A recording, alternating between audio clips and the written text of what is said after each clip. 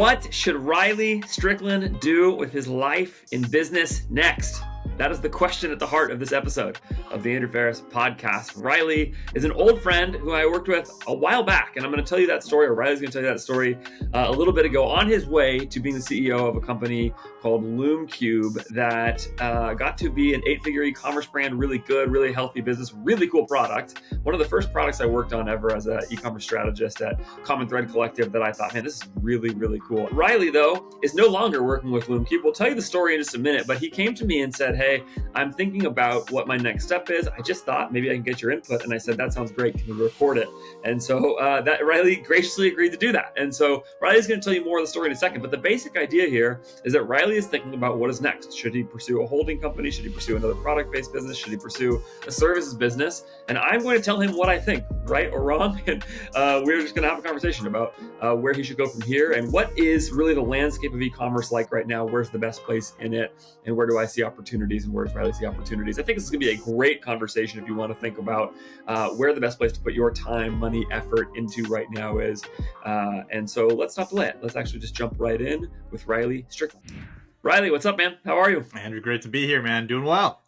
Thanks for having me this morning. I was trying to think about when we actually last talked. It's been a few years at least, right? I mean, we've had a couple little interactions along the way, but been a few years. But I was really glad when you reached out. Yeah, 5 or 6 probably. You know, there's people you come across in e-commerce or just in work in general. Everybody's had this experience, I think, where you go like, oh, that person is smart. That person gets it. And that was definitely my experience with you, working with you at the time back in the Loomcube days. And so I was quite glad to hear from you because it was good to reconnect. I actually remember Taylor Holiday saying at some point, like, what would we have to do to like pull Riley into Common Thread Collective? And it was impossible. You owned too much of the business that you were on, I think, for that. I was head down for many years. Nothing could get me out of that thing. So, okay, tell people who you are. I gave a little bit of intro about Loomcube, and some people may know Loomcube. Really cool company.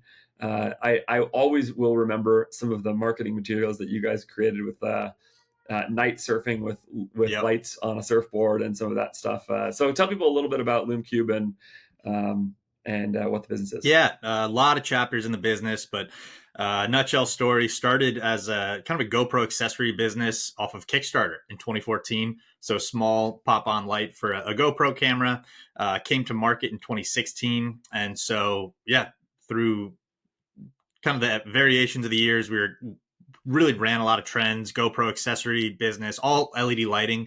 When drones popped out, we had a lot of drone lighting systems. And then over the last few years, really just built the business into a couple different verticals, all focused on LED lighting, but lighting for creators. You know, familiar people are mostly familiar with ring lights.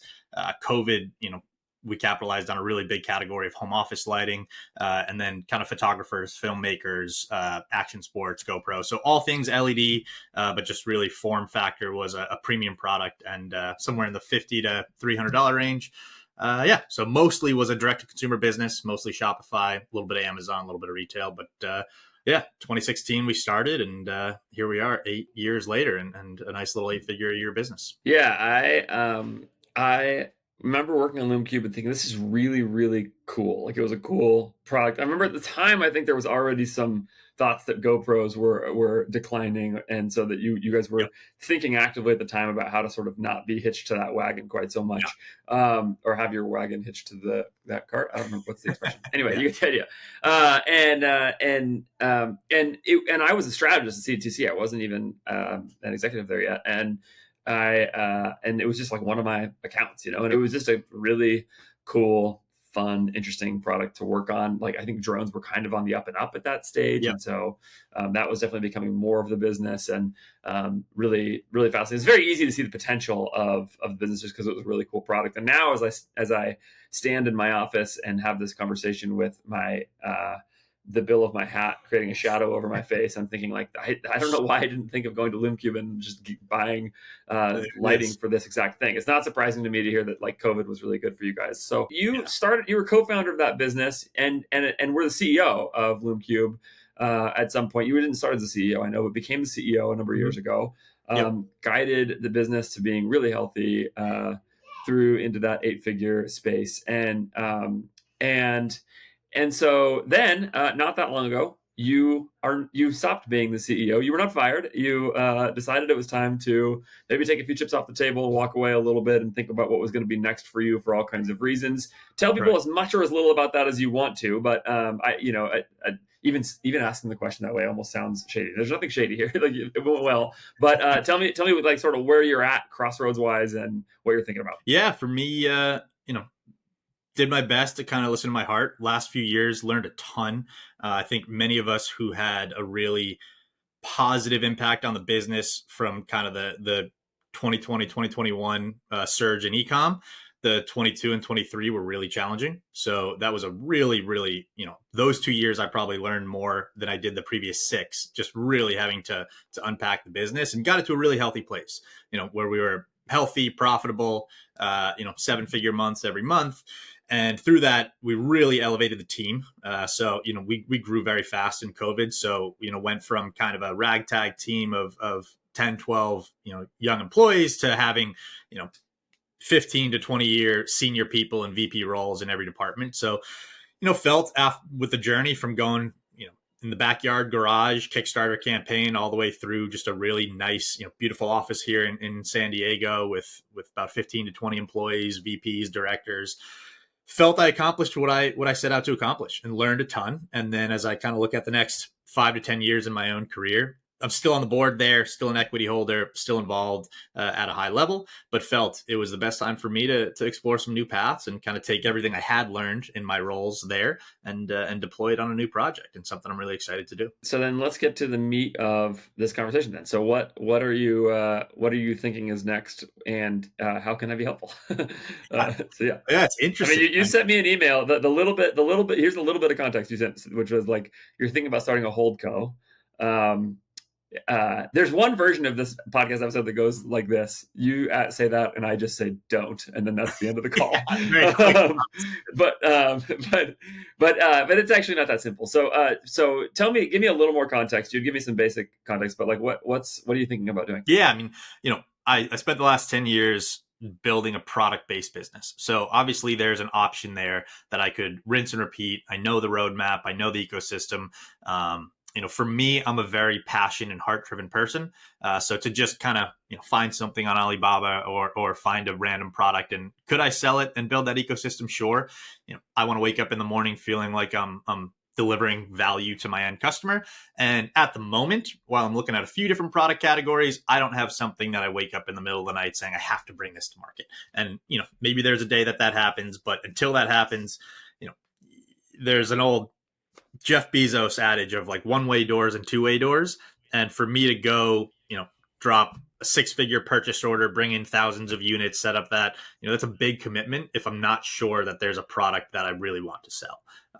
So that's something that I'm evaluating. Everything I've learned, my second hat at the company was always kind of CMO, so overseeing all the growth and all the marketing. So there's obviously a world where I can take that and all the knowledge and expertise and offer that as a service to a lot of different businesses, i.e. a marketing agency, not a particular vertical, but definitely the service business from like a low cost of upfront capital and kind of a lucrative aspect of cash flow. It's a really appealing option. And then, there's the other side where there's a HoldCo, it's much harder to start. So it would be somebody who has a network in the direct to consumer realm like myself. There's been a number of unique opportunities that have come up for kind of acquiring distressed businesses. Good product, just maybe got a little bit over their skis in the last 2 years. Knowing for someone being a CEO in 22 and 23, I know how challenging it was to, if you're over inventory, just managing payroll, employees, downsizing was a really challenging year for a lot of people, had down years. Some can navigate that and come out the other side. A lot of people weren't able to. So there is some really interesting opportunities where, let's say I was interested in, just random choice like apparel. You could go out there and buy 3 or 4 apparel businesses for pennies on the dollar, roll them all together, and basically it's a little small hold company. And that's a thing. It's been of interest. I've looked at a couple things. There's obviously a lot of larger scale stories, call it the solo brands or some other businesses that have kind of looked at doing that model.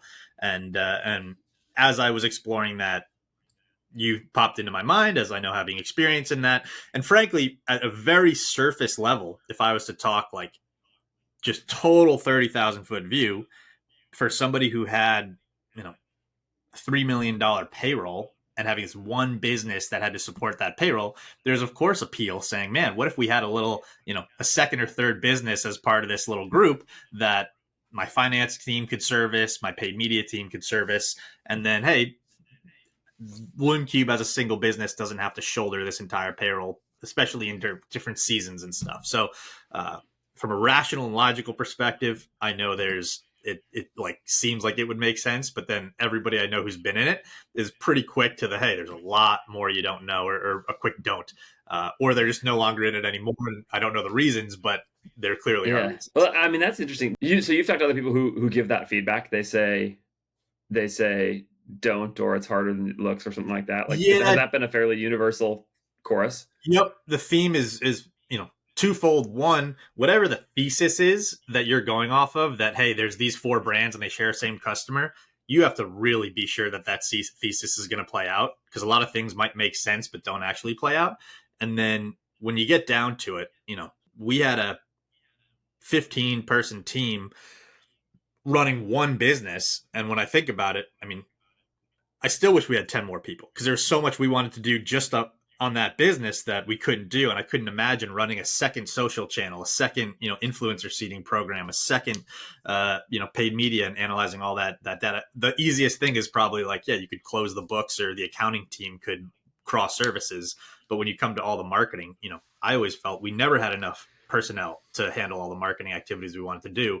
And that's just overseeing one business. So that's been the feedback. So it's really interesting to hear you say that. I think it reflects really well on you that you've explored the process the way that you have. And I think one of the things I hear as you're talking is like that you're actually internalizing the advice that people are giving you here. Because what you're reflecting about what people are saying is almost exactly where my mind goes for a lot of this stuff. So at least on the holding company side. So I think most people know this, right? Who've been, certainly like people who've subscribed to my content for a little while, know that I was the CEO of 4x400, which at time we had up to 6 brands in our portfolio at a time. And I try to be quick to reflect on that and say that like it was basically a failure, even though we actually came out of it with one brand that did well. It certainly was nothing like the thesis that we had initially suggested, nothing like the valuation we thought we could get to. And I would say I particularly did a pretty poor job as the CEO. I think I'm on record giving myself a D or a D minus or something like that in a conversation with Taylor as the CEO of that company, for all kinds of reasons. I think there's some ways in which I was like set up to fail. That sounds like somebody set me up to fail. That's not what I mean. Nobody set me up to fail. In fact, if anything, I was supported by really great people, but really encouraging people. But just the way that the business was structured was the capitalization of the business was a disaster. It was a very dumb way of doing it. And then I also was so underexperienced in that area that I did not know how to think about capitalizing a business like that. And so I made that capitalization problem worse as the CEO. That's maybe the way I would frame it, is it was already bad and I made it worse. And so there's that. And then from there, that has led me to all kinds of thoughts, right? So I've been on the brand side as a media buyer, one brand at Kalo, and kind of came up through marketing there. Then I was on the agency side, including being an executive there, and then was a CEO of a holding company, and now run my own business that's mostly a service-based business with a little bit of other stuff, but basically is a small marketing agency. And so I've kind of seen that from each of those perspectives and some of the ups and downs along the way. Here's what I'll say about holding companies, just so that we can sort of check some of those things off the list. I think there's 2 sides of the coin that you're referencing. I think that the idea of being able to buy a distressed business that is poorly run and it's like good product, good financials, poorly run, is possible. I have seen some people do that. And I know at least one person who is quietly one of the just like most incredible killers in e-commerce. And I don't even know if she'd want me to say her name, so I will not. But she runs a holding company. I think she has like 7 or 8 brands, and she's running all of them at like $2 or $3 million, right? So, but her team is basically her and like a couple of VAs, and so she's ultimately got this like low to mid 8-figure thing with extremely lean overhead. And she just takes the money from each one of them. She's not trying to push on any of them very hard. She just lets them all sit at a couple $1 million.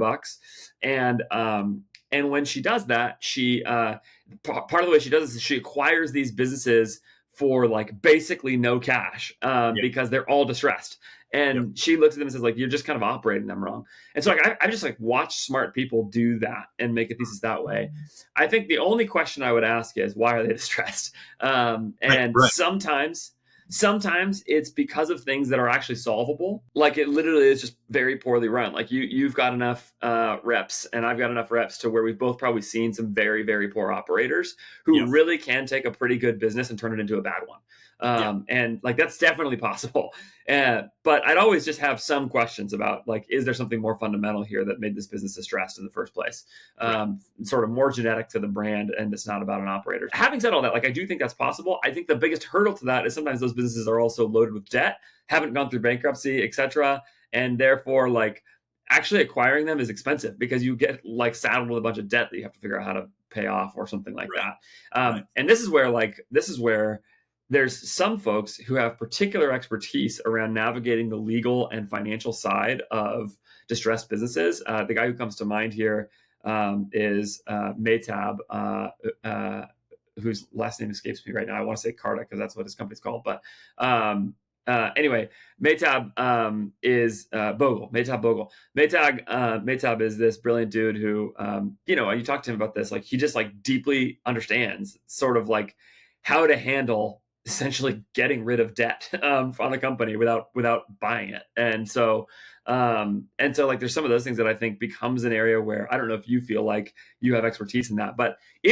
especially if you have that, I think that's where it becomes really interesting and possible to like get an extremely good price on a pretty good asset that is just underpriced because of mismanagement, but harder than it looks. But I think it's definitely is doable. So before I say anything else about the HoldCo thesis, I definitely have other thoughts, but I'll pause there and let you just respond to anything that I just said. No, I agree. I think that that makes a lot of sense. The assumption is just that it's few and far between where there is a distressed asset that truly can be a good business and has good product market fit. And that's where you do see, yes, there's secret sauces, but if you have a good product market fit and a good brand, chances are there's a decent agency running it where it's going to prevent it from being distressed and they're going to figure something out. So if you're truly distressed underwater, to mess up a good product, I mean, we went through a transaction in 2018 where we had a majority buyout of a financial partner that came in and had transition in majority ownership. And I mean, you could have qualified Loomcube as a distressed asset in 2018 because we had some challenging times cash flow wise, and that's why we did the transaction. Holy moly, was the following 12 months for him very different than what he anticipated. And we had a term for it, and it was like, all right, what's the gut punch this week? Where's the skeleton in the closet? What's the vendor that we have to pay out that didn't come up in due diligence, where it's like, okay, I like the brand, seems cool, I get the product, and then the following year is just getting gut punch after gut punch with all this, these skeletons in the closet. And fortunately we navigated our way through it, but it's certainly not glamorous. So I think that's one of the things going through a distressed asset is, if you think it's going to be like, hey, we're just going to run to the sunset, it's going to be a battle, and you got to be ready for that. So, so I appreciate that. I mean, that's interesting though, because it just says to me that you have some experience doing it, which is an advantage, Right. So that like turnaround aspect, I've been through it in our own business of having really dark days and then having to turn it around, lay off half the team, really restructure the business, focus on different channels. So there's definitely a component of a skill set there that, I would know what to do much better this time around than the last time around, but doesn't mean I want to sign up for that battle. So yeah, right. And I mean, that's part of it too. I mean, you told me there's a new baby coming and stuff, so that's maybe the wrong time to go through gut punches every week. I think the other thing is, like, good businesses are fairly hard to find in general. And so if the pile you're looking through is the pile of businesses that are defined by being crappy, it's probably even harder to find a good one, right? So like there's a selection bias problem there. But again, like I have seen it. So like I think, it's not out of the question to me that you could find that business. It's just I think it's just going to be fairly difficult. And I think if I was going to make a hypothesis about where that business, what that business looked like, I would guess that it would be a business that had previously raised a bunch of money, but was actually not a very, but was run poorly precisely because they had raised money. Right. This is, I think, something I've seen a number of times where a business that has raised external capital could be a much better business if it behaved completely differently. Totally agree. Probably grew slower, really focused on profitability from day one, but because of external pressure to deliver a valuation for investors, or just sometimes I think there's even like the CEO's core skill is raising money I've and seen not that actually plenty running of an times. e-commerce business. Yeah. Yeah. And so those are the kind of businesses where I think it's more possible. And I do think, like when I talk to my friend Fan Bai, who looks at a lot of businesses all the time, and I did an episode with Fan a while back, and I'll link it in the show notes. But Fan and I were reflecting on the state of e-commerce and what he's seen. And one of the things that he says is that, like, essentially, like, Bonobos launched 100 million bad businesses. Yeah. Like, and the idea was that there's just all this money coming in for a while, and that money then created businesses that had raised money and were performing poorly, and were looking to like sell on a revenue multiple, and those days are just like really, really gone, even though those days did exist. And so now we're actually on the back end of that, to where like still a lot of those businesses are coming up for sale, and there just isn't much there. The problem is there actually isn't much there still on a lot of them, right? Like they actually aren't very good businesses. They're coming in with like terrible margin and all that, and the unit economics of a good e-commerce business don't look like those businesses. And so yeah. If meta ads is a significant part of your media spend, you should be tracking your performance with 100% server-side tracking, so that you get better data quality in your ad account. And you can do that with Billy. It's Billy.ai. Billy is 100% server-side tracking, third-party tracking tool that I use with my clients. And the reason I use it is because Billy reached out to me and said, hey, we would like to sponsor your show. And I said, not so fast. Let me see if I actually like this tool, think it's any good. There's a number of third-party tracking tools out there. And so I tested Billy. Against the native Shopify integration, and it crushed it. There was no question about it. We saw better ROAS, better event mesh quality, in every possible way you could see it. I also have tested Billy against other third-party tools, and it has done better than those as well. And head-to-head tests, just putting the same amount of budget to the same ads and the same campaigns, structures, and it worked. And so Billy can help you track more of the performance and more of the website events that are happening with customers on your site that are coming from your meta ads. It is upgraded tracking. You should be using it. If you are using the native integration in particular, this is an absolute no-brainer. And the beauty is that Billy is also extremely affordable. You can actually get your first month for $1 with the code AJF. $1 for the first month, and even beyond that, it will require you to get between 1 and 5 additional conversions for over the course of a month for Billy to pay off. It is that affordable, and so therefore it is simply a very low risk way to give some more data to your meta ads. There is no reason not to do it. If you are not doing it right now, you should be using Billy to track your events on your website. That's Billy.ai, Billy.ai. Go check it out.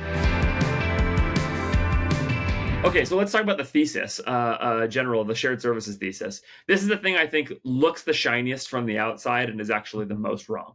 And I bet you, I can hear from your answer that people have told you this. Yes. Paid media in particular, it's funny because I'm like an agency guy, so I'm actually literally doing paid media for multiple brands right now. But the problem is, like, to have the service-based business of paid media stretched across a few brands and at the same time have a brand that is actually compelling requires not just like an agency team, but probably like an internal brand lead for each of those brands who can really actually make a dent. If you want those brands to get very big, like it can actually make a dent in like doing something really compelling. So even in the example I gave before of this woman who is like this total killer, I was saying, like, she's just not trying to grow very big brands. And so she doesn't need to take big marketing swings to get you to a $40, $50 million business or even a $20 million business. She's really content to have $2, $3 million businesses that just like exist off of essentially like the sort of, it's almost the arbitrage of the power of meta ads and Google ads. And she's really good at those. And she just goes like, I just run my ads, I make a margin on it, and I run them extremely lean, and that's it. She's not trying to grow those things there. So like, if you are trying to grow something if you're trying to do that, you can do it. you can just do a great job with expertise in paid media across multiple brands. I think if you're trying to actually like grow, let's just call them 8-figure brands, it's just incredibly hard to do that on just the back of sort of like paid media arbitrage. And so then the paid media services model doesn't work very well. And you actually need like real talented, I mean, you've seen the difference, like you mentioned, right, at Loomcube, you ended up with like people with 15 years of experience in executive chairs. Even though the team was not particularly big, it's a really experienced team. And that matters in a business like that, right? And so if that matters, if that's true, that Loomcube runs so well, partly because you have all that experience, the corollary to that is that you need that kind of experience to build other brands that are really good, right? Like it's just really, really hard to do. And so I think in that respect, it's wrong. I think actually the other point you just made, which is like things like accounting and like sort of basic finance, is probably one of the only things that can really work as a shared service. Maybe customer service, some of that, but there's not that much savings there. And in fact, I'd say D2C already runs really lean. In general, it's already a really lean business model, and it's hard to make it a whole lot leaner. I have one suggestion of how to do it, but yeah. So I think that thesis really doesn't work, especially when you add another layer to this, which is that inherently one or two of your businesses, of your brands in that scenario, will be drastically more valuable than the other ones. And so it will suddenly not make rational sense for you to invest dollars in brand A when brand B is just a better brand, and to say nothing of brand C and D. And that's eventually what happened for 400. It became very clear that Bamboo Earth was a much better asset than the other ones for some things inherent. It was about margin and LTV and TAM and all those things. And we just looked at it as like, this is a no-brainer. Like this is clearly the best one of these businesses. And so and there were a couple of bad businesses in there as well, but like at the same time, it just was so clear that it was not worth trying to solve the problems in the other businesses, because Bamboo Earth had so much more potential than the other ones so far as we could tell. And so then the shared media model works even worse, because now you actually just want to put your best resources on the best opportunity. And so when I've seen aggregators go right, and I have seen it. I actually have recently had a client who's doing this pretty well. I'm trying to get them to come and talk about their model a little bit at some point. They still have really disproportionate levels of investment in their different brands and the kinds of investment they're making in those brands with their shared media teams. And so that just has to become inherent to the model. And they're also like staffed up a little bit more than you would think for some of those opportunities. Interesting. So, okay, I'll pause again. Interesting. No, we even saw the same thing within our own brand, particularly the paid media with products. Product A. That's exactly right. And then, well, hey, yes, we're spending 30 grand a month on product B, but I could put that on product A and probably get the same returns, if not better, learn more, put more product out into the market. And so we had weekly in our paid media meetings, we had massive discussion over just the assortment, like what's the distribution of paid media dollars within this product set. And so I could see that much more at a grand scale, where like you're kind of robbing Peter to pay Paul, where it's like, hey, wait a minute, if we just put this here, we can get better returns and grow a bigger and larger enterprise value. So, and that's what I've heard consistently. Any aggregator model usually has their thesis blows up, and then they have one primary brand that's doing 80% of the revenue of the HoldCo, and then a couple of these kind of stepchildren that they're like, yeah, it's up and running, but all of our team and money is funded focused on this one. And and then we dealt with that on a micro level, just bringing in 50 products where 4 of them do the majority of the revenue, and then you're like, what the heck do I do with all these other products? I still got to get rid of them, but and it becomes a headache. So that makes. But you're right. It is actually the exact same problem, right? At some point, like GoPro was no longer the place where you should put your investment dollars, and instead, like, you know what I mean? And some point, like drones, and so how you invest in products, and of course, like how you invest in the marketing assets related to each one, and how you invest in like how much inventory do you buy, and how much you invest in like really dialing in the supply chain for product A versus product B. And like, because the thing is, like, those problems are not easy to solve, right? And so they require time and effort, and so so I think it ends up being the ad was a huge undertaking every month, and deciding what product do we go create content for. Is it the home office lighting category? Is it the ring light products? Is it the outdoor? Well, ring light's doing better this now, so let's switch that up. And it becomes, and it's very quickly can happen where we'd look at it and we'd be kind of chasing the golden goose for a few months and then be like, holy smokes, we didn't do anything for this other product line. No wonder it went from 100 units a day down to 20 units a day, because we didn't feed it at all. And so I could imagine that. I didn't look at it that perspective, just on a much grander scale where you have a much higher risk profile. Because instead of, I can sell through those products and not worry about that. But if you have a brand that you've acquired, that's a much heavier risk profile.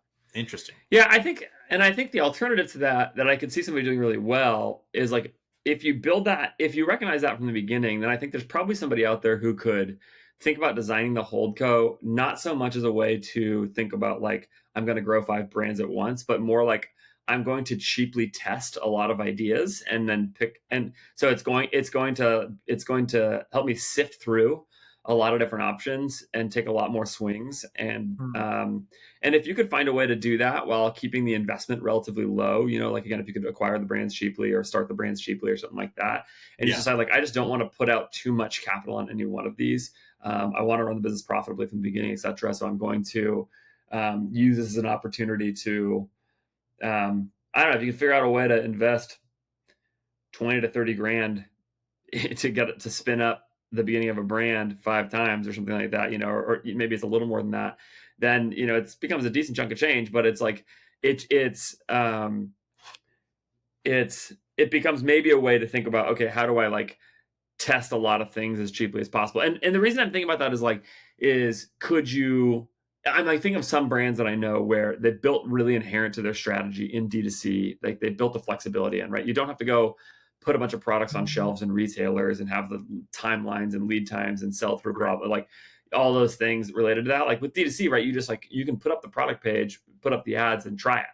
And so I've seen some brands really effectively test product launches as a way of determining, like you see apparel brands do this, where it's like they just try a bunch of different collections and they see which ones work, and then they kind of like go from there. That's hard to do too. It's hard to do. It's cheap enough, and so you can sort of treat brands that way and see which one's the best place to actually put your money. And I think that would be maybe one case for a HoldCo, is like essentially like the whole point is that you will not end up with all of them. The point is that you will try them. And again, I've seen like one aggregator recently, one HoldCo, where that's basically what they did. Like they bought a brand at a price that they thought made sense. There was not very much risk to buying it. They knew they could sell it if it didn't work out, and they thought like, we'll try it and we'll see if it works. And it turns out they're gonna sell it. And they, maybe there wasn't as much, juice to squeeze out of it as they thought. And so that could be maybe one way to approach it. But then I would want to like build that into the model. Like, how much capital do I need to do that? How many brands am I trying to build? Like, something like that.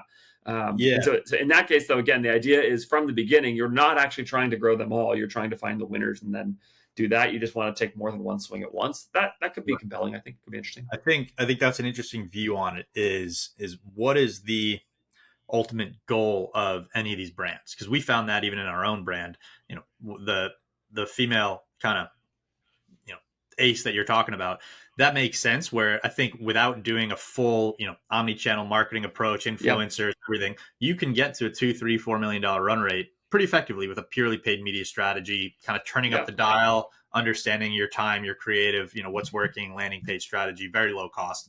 But we found that for sure as we were scaling, past, call it $500,000 a month,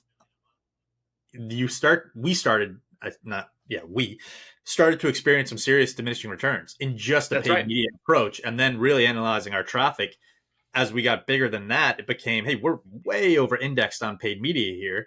And in order to break through the 10 million, $15 million levels as the brand, okay, now we have to have awareness coming in from other channels. We've got to have, really focus on retention, and becomes, okay, I need a full person retention manager, handling email. I need an influencer manager handling all those communications. Because that was in our experience, you could go from spending 10 grand a month to 150 grand a month and literally experience this massive growth in paid media without having to really scale your team. You can kind of just turn up the knob and do it more effectively. If I want to work with 10 influencers a month or 100 influencers a month, that's a lot of conversations, a lot of people. It's a more manual process. So that's an interesting approach of, am I looking for one of the brands to be, hold enterprise value, 10, 15, 20 million plus, or is it it's a $10 million HoldCo made up of 5 $2 million brands with a VA supporting each one? So that's two different approaches, and I appreciate that look on it. Interesting. Which one do you think you would do? Because I think that's right. Like, I think that it depends a little bit on what outcome you're trying to create here. Yeah. In my experience, if I were to choose one of the two, and I think I'd like to have a few minutes to even inquire about some of the service side of things, Yeah, but sure. for me, scaling the team, internal operations, processes, finding the right people. I mean, our team is about 20 people now, but I looked at our Google admin account, over this 8 years, we employed over 150 people. So you're cycling. So I would say it's more appealing to have a $10 million HoldCo of a couple small businesses with some VAs, processes, very lean, versus trying to build enterprise value in a product and consumer brand and differentiate yourself from the competition on Amazon and get mass awareness. It's an expensive game. It really is. And breaking that, the hardest thing for us was to break past that like $15 million mark, where it became much more complex and you can't just run ads and try to kick up a landing page. So I would say the more appealing one would be a HoldCo of smaller, lean businesses, Yeah. where I'm kind of a behind the scenes, just quietly being a kind of SEAL team of a few different operators, versus trying to build enterprise value again, which is Yeah, that's shit. interesting. Because I think that's a really important factor here is like, would you like to try to, like, there's some people who want to go deep on one thing and they love building beautiful marketing campaigns and making bigger swings. You're completely right. Like I've got a client right now that is like has reached like that kind of 8-figure thing. Like they've done it where the Facebook spend works great. They're doing all the stuff they should be doing, and we're going to see how far we can take that. We're going to keep trying to push it as far as we can, but we're kind of having these conversations now of like, we might have gotten this way of doing it pretty far. We probably need to add one other paid media channel. We think we can crack that given some time. Mm-hmm. So that's fine. But really, if this business is getting to 50 or 100, given the particular economics of this particular business, there's no massive LTV or anything like that. We're going to really need to think about how do we grow it, like with some bigger efforts. And that's probably on the product side or the community side or something like that. And so we're having those conversations.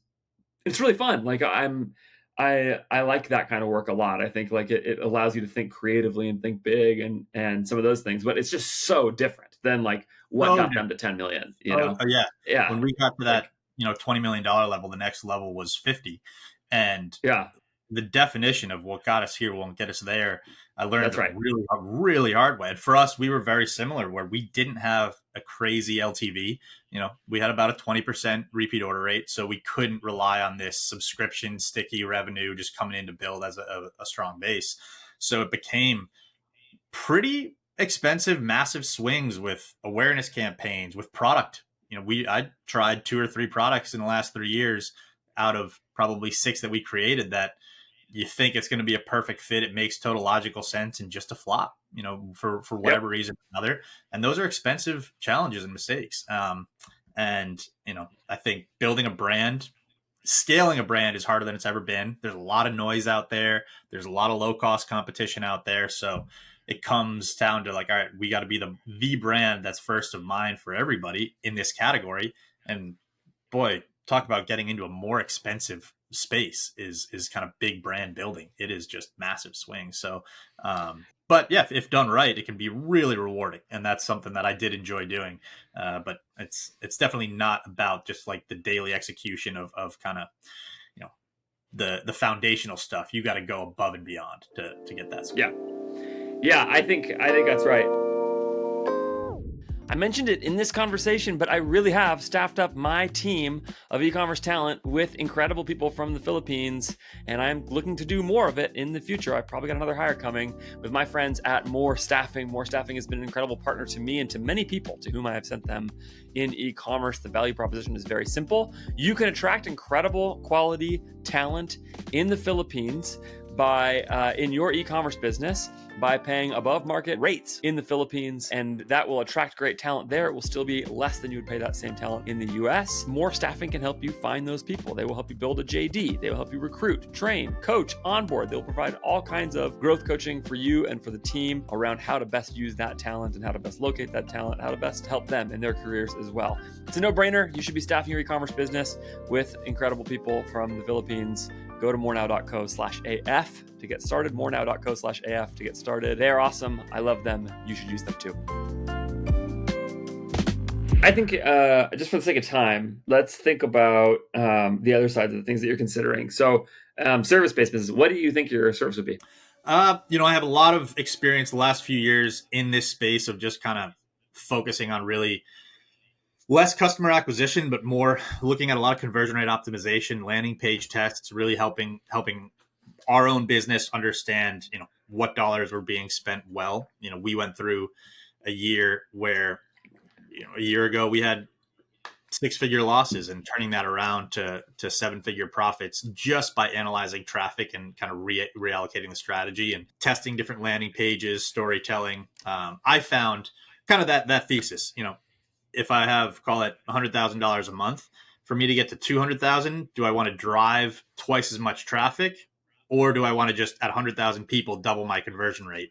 And what's less expensive? So that would be interesting.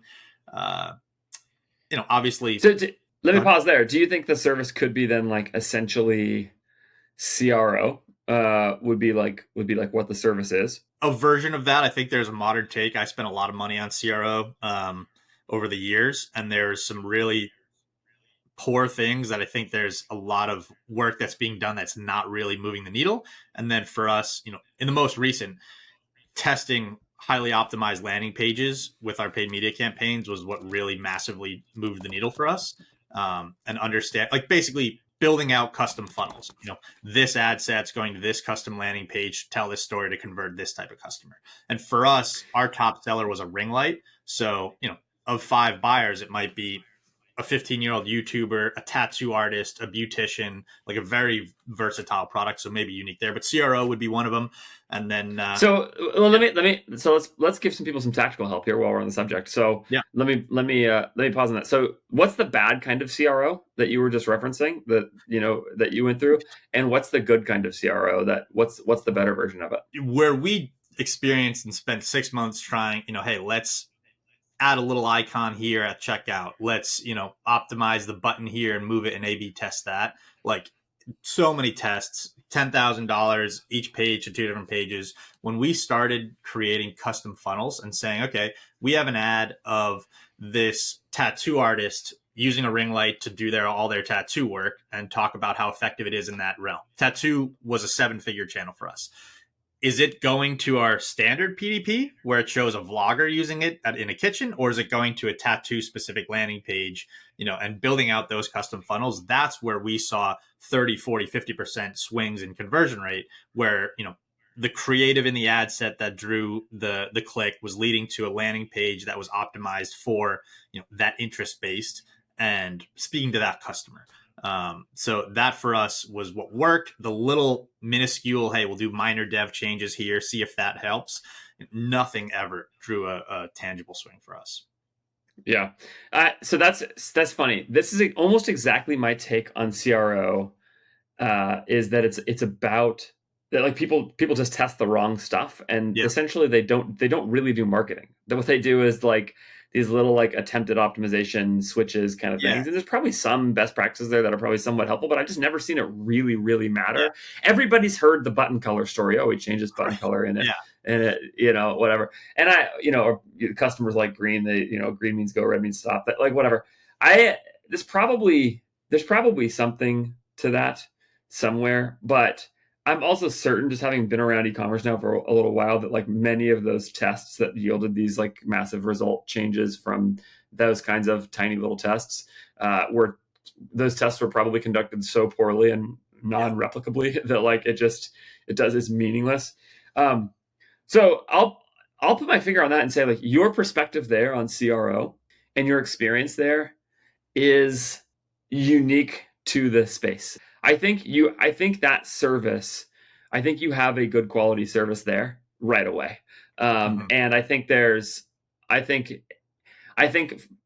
you said, like it costs basically no money to start a service business. There's some cash flow right away. You can take on as much or little work as you want. The question is going to be for you, and I think you have a unique offering there. Like I would say that service can tell a story really, really well on social media channels to where you can generate business pretty clearly. I can think of clients right now where I would say like, yes, Riley, come work on this with me. Like Right. I know the way you're talking is the way I like to think. Please help me think better about that for these businesses.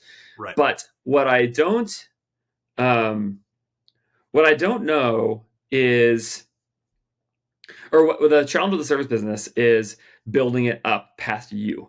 The question I Mhm. would have for you is like, do you want a team and a lot of revenue and something that's a sellable asset, or do you want a Riley cash business? Because if it's the former, where you actually want to build a team, my so I'm actively not building a service business, right? I have a service business right now, but when I think about where like margin expansion happens for AJF growth, it is not in adding more clients. I have a very Mhm. small book of business. I like my clients a lot. I would like to stick with them for a very long time, but I'm not trying to add a lot more. I'm not trying to go big team. And there's a really simple and clear reason for me, which is that I hate building process. I hate Yep. it.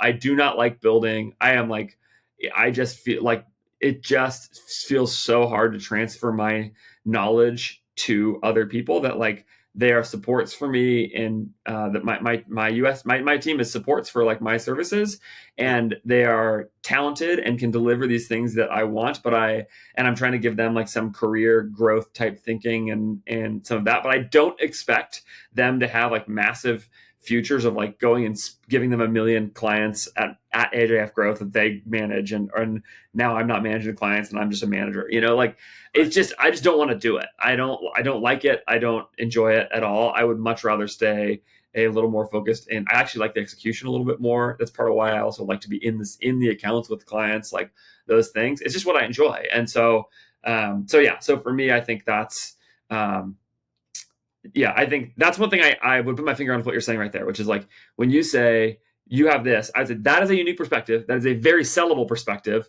where you could get in with somebody and actually do great work building landing page or building funnels specific to specific audiences within a business, all those things. And maybe actually that's even the kind of perspective you could apply across a number of brands in a holding company, right? Right. Right. To where you could actually do that at some scale. But yeah, I think if you wanted to start a service business there would be immediate market for it. And I think the question would be like, do you want to start a longer term service business or not? Yeah. I think that's the golden question there, which I spent a lot of time thinking about. And when I think of the long term view for me, I do identify myself as kind of a builder. Establish a vision, and then let's go. Hey, this is where we want to go in 5 years, and let's go build and build and build and find the right people, and that's what I've done the last 10 years. Build a team to execute around this larger vision. But as I mentioned earlier on, coming into a phase where I'm a few months out from welcoming my first child, there's a lot of time where just fractional CMO, CRO type stuff. There's appeal there where you can call it a little bit more of a lifestyle business. You can really have a couple high retention clients, bring in cash flow, where you're living a great life. But you're right. Is there enterprise value in terms of an asset that you're going to exit for 8 figures down the line? No, probably not. Not unless you And build it up. Yeah. right, which comes with a lot of different types of unique headaches and people challenges and retention challenges. And there's any agency, the more I've looked at starting an agency, frankly, I've sat down with a lot of guys who've built and exited large agencies, and most of them have said, I wouldn't do it again. There's so Yeah. many challenges along the way that, it's a challenging business to scale Yeah. an agency to Yeah. 10, 20, 30 people. Yeah. And yeah, That reflection is interesting though, which is like, I wouldn't do it again. I think almost everybody says that because there's a lot of challenges in every business, right? Like, I think there is a thing. I remember Taylor Holiday said this to me a long time ago. He's like you're gonna climb some mountain. You just have to like pick which one you're gonna climb, right. So and Right. but like at some point it's gonna hurt to climb the mountain, and so Yeah. yeah, I found myself telling people that if a kid came to me and said, I want to start, a D2C lighting business, I'd be like, dude, don't. It's so hard. But at the end of the day, I had a conversation with a mentor of mine recently, and they, kind of gave me a little slap in the face of like, dude, it feels like you're sitting here waiting for this unicorn business that's high margin, scalable, like low effort. It's like, dude, that doesn't exist. You're going to climb some mountain. It's going to suck a lot of the time. Kind of which one are you going to choose? And so that business is called skincare, and there's 900,000 of those businesses, and therefore they've all competed away the margin. Right. And it becomes, that's the challenge in product that I look at, is it's kind of becoming a race to the bottom in so many areas. And margin just getting squeezed out. So what does become more appealing to me is can I deliver high quality service to a small number of clients? And then from there, maybe unlock something. Do you like people? Do you like servicing people? Because this is another Taylor Holidayism, but I remember him saying a long time ago that the service business is really the hospitality business. Like that's what an agency is. And I think there's something to that. I think this is so, like, I'm at a career stage where another reason I keep a small book of business is that I just have a no jerks policy. Like, it's just like, if I was working with a client and they blew up at me one time, and maybe if they blew up at me once, everybody gets maybe they're having a bad day or whatever it is. But I would immediately respond to them and say, hey, just so you know, like, I'm not interested in keeping your business if that happens again, because I won't be spoken to that way. I don't need you. Like, I'll find another brand, So it's like, you've got enough network and some of those things to where I bet you could be in that stage. But at the same time, you are going to have to deal with people at some point who see things differently than you and all those. And so you have to learn to, you have to be able to love that and love that business and want to do that. So, like, I mean, that would be another question I have for you is, do you like that, That is, do you like not getting yelled at, but I mean, do you like people? Do you like serving people in that kind of way? Or do you want to be a little more solo? That would probably be, as I've been on this journey, where I've experienced the most resistance internally, in my gut of, do I want, 7 different kind of people I report to? 100%. When they call, I have to answer. Part of the reason that I've pursued my own path and left, I had a chairman of the board, I had shareholders, and when they called, I had to jump and service their expectations. And one of the reasons I stepped down to pursue my own thing was so that I could kind of free myself of that in nature. And, while I think I could deliver a great service, I would probably just step into it with a very similar policy as you. Like, at least at this point, they're not my chairman. I can fire them, kind of thing, and pass that. So that's probably where I felt the most resistance of, like, do I want, if it was a product-based business, call it the ACE ecom woman that you're mentioning, like, I could be still behind the scenes. I don't report to anybody. I make all the decisions and move this all around. Or do I have 6 or 7 people who are calling me every week saying it's not good enough? Because transparently, I don't think I was a jerk, but I was certainly, my job was to kind of be a nightmare for the agencies that we were paying and keep cracking the 100%. What else can we get out of this? How can we push more? And, I think any good steward of a business is certainly putting the pressure on any agencies. But whether or not I want that for myself is, to be on the other side of the fence, has been where I've been a little bit uncertain. Yeah. So I won't lay my vision for my life on you, but here's how I've dealt with the exact things that you're referencing personally, which is, a couple things one thing about me is I'm not motivated for a huge financial outcome. So that's something I know about myself. I don't care that much about that. That's important. A little more financial freedom sounds nice, but I make enough money. Like, it's okay. So, part of the reason I want to grow margin, some of that, is just because it's a game to play. Like, it's like, I just like, you know what I mean? It's just like, it's just fun to optimize and try to fix the next problem. And so solve the next problem next. That's kind of my mentality. And if you kind of do that enough times, you get somewhere. So that's one thing about me. So I'm not trying to structure my business for an outcome like that. So that's one thing. Secondly, I do want more freedom, and I want to be in the actual work a little bit more. I don't want to just be a manager. And therefore, the way I have my service-based business works really well for me, because I can service clients, and they're clients who I love. Like, they're all great. They're all really good quality people whose businesses I like, whose products I like, all of those things. I'm not selling anything that I think is making the world worse, which is nice, I'm also not making anybody rich who I think would make the world worse if they were really rich, so those things are, like, really important to me, because they might get rich if I help them enough. And then to the point that you're dealing with, here's the way I've thought about it. Like when I think about margin expansion for me, I think there's possibly two routes. One of them is to continue to grow the content output that I'm doing, things like this, right? Podcast. And I'm definitely thinking about that. Growing advertiser revenue, et cetera. I've got a couple of advertisers now. Maybe there's a way to do that. Secondly, I'm thinking about potentially at some point starting a brand myself, and then trying to bring some of that brand into my current services, which allows me to straddle the line. So with the idea here is like, if I started a brand, I would not have AJF Growth run its growth unless the brand could actually pay AJF Growth full salary. So the idea would not be to arbitrage the costs or anything like that. It would have to pay the same amount. And I would have to really feel like I could do that without hurting my service to other brands. I think that would be a really big challenge. Immediately, I have way more interest in one of these than the others. So, so I've seen that go wrong in the past. So it's part of what gives me some pause about that. But yeah, so those things are kind of the way I've thought about this problem for my own business. Is like I could maybe try to take a larger swing with a brand that I operate myself.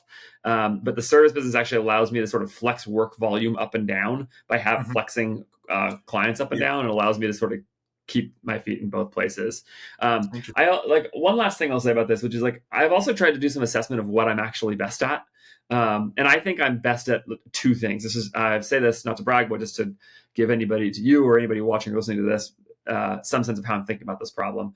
I think I'm a really good teacher. And so that compels me to the content side of things. So like, I think I can do a very good job explaining ideas in, say, podcast or video form or something like that, sometimes in tweet form, some of that. So I think I'm uniquely skilled there. I also think I can write enough. I don't think I'm a great writer, but I think I'm a good enough writer to make written content a part of my output. Yep. And then secondly, I think I'm particularly good in sort of thinking about D2C growth with meta ads and really how to make that happen. Meta ads specifically, like I'm not particularly good on Google or anything, but and I know nothing about Amazon. So that means that like those are the things that I'm thinking about. Like, how do I leverage those particular talents to create the most value for me? If I'm uniquely skilled in those areas, then I probably want to invest there. So maybe like my last question to you would be like, where are you uniquely skilled? And where could you leverage those unique skills the most? That's why the CRO answer you gave me earlier is really compelling to me, and I like latched onto that. Is like, that's actually a unique skill that not a lot of people really have. The storytelling to a specific customer, all the way down through from ad all the way through full funnel. People aren't thinking that way all the time. So that's an area where I hear that and go like, you could develop a good service around that, I'm sure. And so so then maybe I don't know if there's anything else you think of in that bucket as like, here's where I'm really best, but that's probably what else I think about. Yeah, I would say similar on kind of the leadership and team building side of things. That's where I think I excelled in our team, in that's not surprising. Bringing people in, helping them find what they're best at, putting them in the right seat, empowering them. So and so final question for me to you on that, because it's kind of the two paths are like, you want to build something enterprise value, or is it more of this kind of service solo business that can bring in enough cash flow for me and the family to live a great life? You are a chapter ahead of me, father of 2 young kids, going into that chapter. Where have you found, obviously varies based on the service, but your kind of ceiling? Is it, 5 customers, clients? Is there a number of clients that you found, hey, this is where I tap out, where I find service diminishes, I can't, sufficiently do this? Yeah, great question. I have 4 managed clients right now. I may add a 5th, but I won't add a 6th. I have a team that I have 2 in the US, 5 in the Philippines, that I staffed with the sponsor that I have, my main sponsor for a long time, called More Staffing. I talk about them all the time. And I may add somebody else in the Philippines to continue to take some things off there. But the team shouldn't get a lot bigger than it is right now. And that's 4 managed services clients, some coaching here and there at an hourly rate, and then basically 1 podcast episode per week, and I'm trying to scale up some content output. So that represents the totality of my business. When my full team is fully staffed, nobody's on vacation, all those kinds of things, that is really workable, and I think I can deliver a really good service. It's taken me about 6 months of onboarding my most recent team member to feel like that has been the case, to where like, okay, my time is really the most free. I felt pretty frazzled for a year and a half of doing this, even maybe 2 years. I started in when did I start? In 22. Okay. So yeah, basically about 2 years. There's my 2-year-old right there. I don't know if you heard him in the background, but yeah. So yeah, but now I can like work basically 40 hours, be home at the end of the, with my boys afterwards, etc. Again, notwithstanding somebody being on vacation or something. But That's great. yeah, I'm gonna go on vacation next week. I'll have to work a little, but I don't think I'm gonna have to work a ton. So that's a dream. Beautiful, man. Well, yeah, we have a very similar view of quality of life that we want to be able to attain. So I really appreciate your perspective on it and sharing. Thank you. Well, thanks again for doing this in such a transparent way, and for letting people get to hear, hopefully learn a little bit from your journey. What you built at Loomcube is insanely impressive, and so I'm certain you'll be successful with what's next. But that's a lot of years of learning how to run a DTC business and a lot of ups and downs to go from semi-distressed business, going through that, to COVID, to post-COVID and iOS 14.5, and to see one business through all there and end up at 8 figures is pretty impressive. That's a lot. It's been a crazy bunch of years. Journey, yeah. So. Where should people find you? LinkedIn? Yeah, I think that's going to be the best place. So there you go. Literally, cabinets are falling apart in my house right now. Sorry. Where should people find you? You said LinkedIn. LinkedIn's best. LinkedIn's going to be the best. Yeah. Riley Stricklin. I'm active on there daily, so going to start putting out some content, and would love to chat with people. Well, with a little help from my 2-year-old pulling a shelf down, we have ended the episode. That is what you heard in the background of that. Sorry about that. But a big thanks to Riley Stricklin for joining me for that conversation, kicking around some ideas about the state of e-commerce, where he should put his talents. Let me know if you think you have some advice for Riley about where he should go, or heck, if you want to see about trying to get Riley to work on your stuff. I certainly thought that when he was talking about CRO. I thought, like, man, he should come help me with my stuff because I could use some help there. You can reach out to Riley on LinkedIn if you want to reach out to and follow up with him. As always, I would love if you'd subscribe wherever you are listening to or watching this episode, and follow up with my sponsors. Don't forget, they are great. I vet them, use them personally for all of them. I don't take sponsors that I don't actually use, and so go check out billy.ai and use the code AJF to get $1 off your first, or to get your first month, not $1 off, to get your first month of 100% server-side tracking for $1. And go to More Staffing. Go to morenow.co/AF and learn about how to staff up your team with incredible talent from the Philippines. So that's it. Next week on the show, I've got, what do I have? Another solo episode, and it'll be good. So subscribe, get ready for it. If this episode was helpful to you, I'd be so grateful if you would share it with somebody else. That's it. Talk to you next time.